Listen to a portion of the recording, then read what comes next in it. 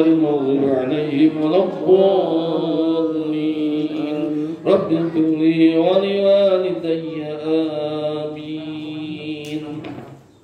Bismillahirrahmanirrahim. Assalamualaikum warahmatullahi wabarakatuh.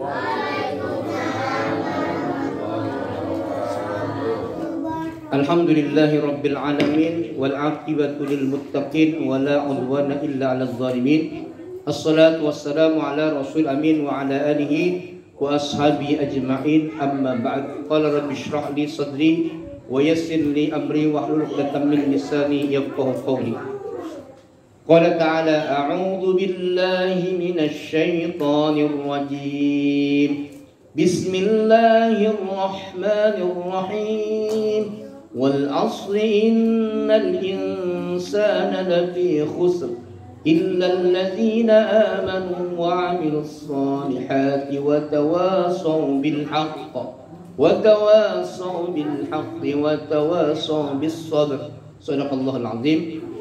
Yang kami hormati, wabil khusus keluarga besar Bapak Didodi dan sekeluarga, dan juga yang kami hormati Rasatid, Ustaz Jamal, Taufik, dan juga Bapak yang lainnya, dan juga yang kami hormati ibu-ibu, adik-adik yang hadir di sini. Alhamdulillah kita panjatkan puji syukur kehadirat Allah Subhanahu wa taala.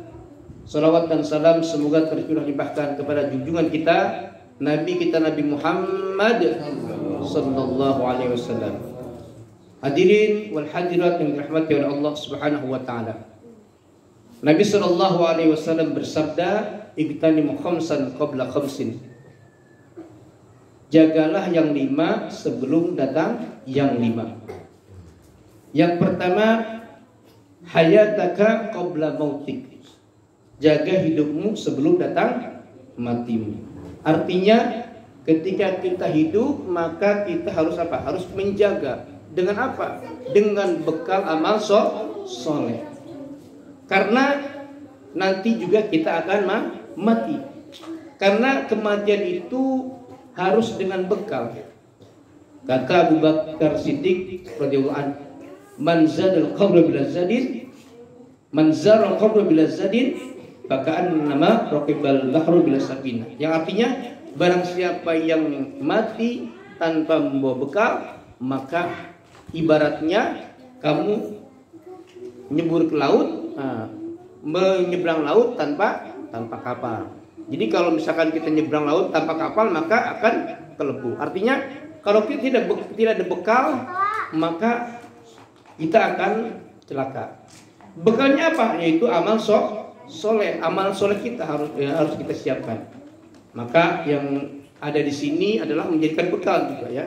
Kita hadir di sini ke pengajian, kemudian kita melaksanakan ibadah, itu adalah bekal kita, amal soleh. Setiap kebaikan, satu kebaikan akan dibalas berapa? 10 kebaikan.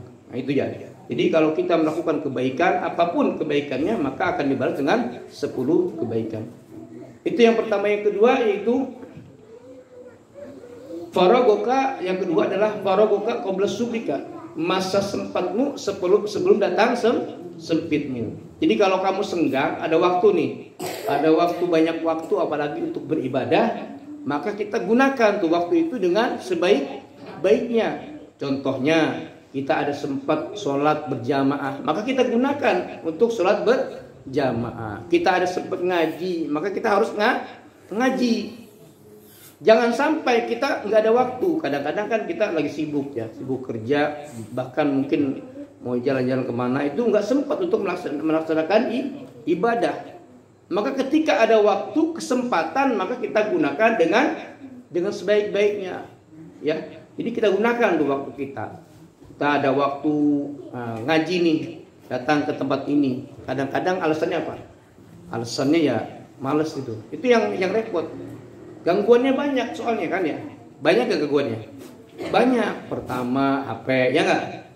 Kedua TV, ya enggak? Ketiga mungkin ya males itu ya. Itu.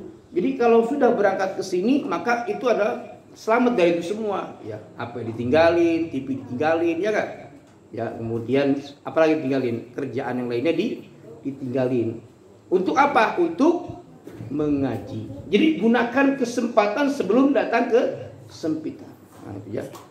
Kemudian yang ketiga adalah masa mudamu sebelum datang tuamu. Masa kecilmu sebelum datang besarmu. Jadi kalau sekarang nih, nah, ini ada yang anak-anak kecil, ada juga anak yang sudah remaja. Itu gunakan masa remaja, masa muda, gunakan banyak-banyak beramal soleh, beribadah, belajar. Kalau mungkin yang anak-anak kecil itu ya semuanya sedang belajar nih, itu gunakan waktu kesempatan dengan sebaik-baiknya. Kalau bisa menghafal Al-Quran, ya gunakan itu. Kalau bisa belajar ilmu sebanyak-banyaknya. Karena apa? Karena kalau sudah tua itu boro-boro belajar, ya. Ya nggak, Bu ya? Ya nggak, Pak ya? Jadi kalau sudah tua boro-boro belajar. Makanya waktu kecil gunakan untuk belajar, banyak menghafal doa, menghafal Al-Quran. Itu adalah merupakan masa-masa kecil, masa-masa muda. Karena anak muda ini hafalannya cepat, ya. Apalagi kalau anak SD itu cepat hafalannya tuh, ya. Kalau SMP masih mending. Nah, SMA udah berat dah untuk hafal, ya nggak? Nah, berat untuk menghafal. Makanya gunakan sekarang nih, lagi kecil banyak menghafal Al-Quran. Itu gunakan di masa mudamu, di masa remajamu untuk membaca Al-Quran, untuk menghafal Al-Quran, untuk belajar yang lainnya, bahasa Arab, bahasa Inggris. Itu kita semasa kecil itu masih banyak intinya ingatannya, ya. Kalau sudah tua kira-kira ingatan cepet nggak, Bu? Pak?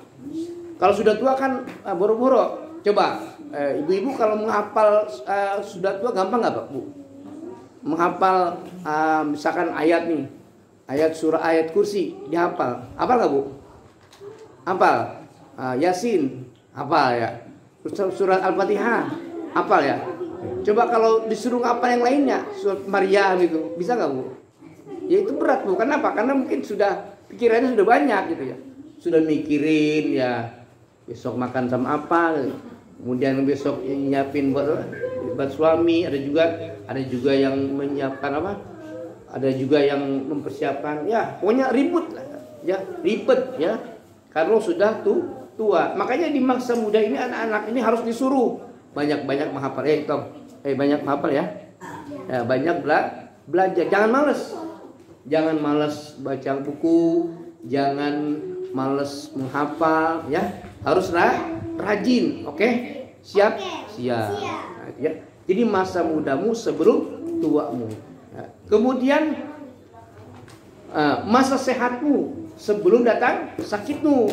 Jadi kalau lagi sehat nih, itu maka gunakan untuk banyak beramal soleh, ya. Lagi sehat. Semua sehat nggak sih sekarang? Sehat, ya. Badan kita sehat, mata kita sehat, kaki kita sehat, semua sehat. Enak nggak? Coba kalau misalkan sakit gigi aja, dicoba sakit gigi. Enak nggak sakit gigi? Enggak, ya. Apalagi giginya ya semuanya sakit. Mau dibilang sakitnya luar biasa, ya. Enakan sakit gigi, enakan sakit hati. Enakan sakit hati. Semuanya enak, ya. Jadi sakit gigi sama sakit hati sama-sama tidak enak. Yang enak apa? Adalah sehat, ya. Ya betul, ya. Apalagi sariawan. Sariawan enak nggak sariawan? Nah, enggak. Sariawan itu ada beberapa titik. Kalau 1 titik masih mending. Kalau udah 5 titik udah sariawannya udah. Boro-boro makan, ya. Makan yang nggak enak. Yang makan ayam saja, makan yang sate saja itu kalau sariawan enak nggak, Pak, Bu? Enak nggak? Kagak enak, ya kalau lagi sariawan, ya. Boro-boro enak, ya, pokoknya nggak enak, ya.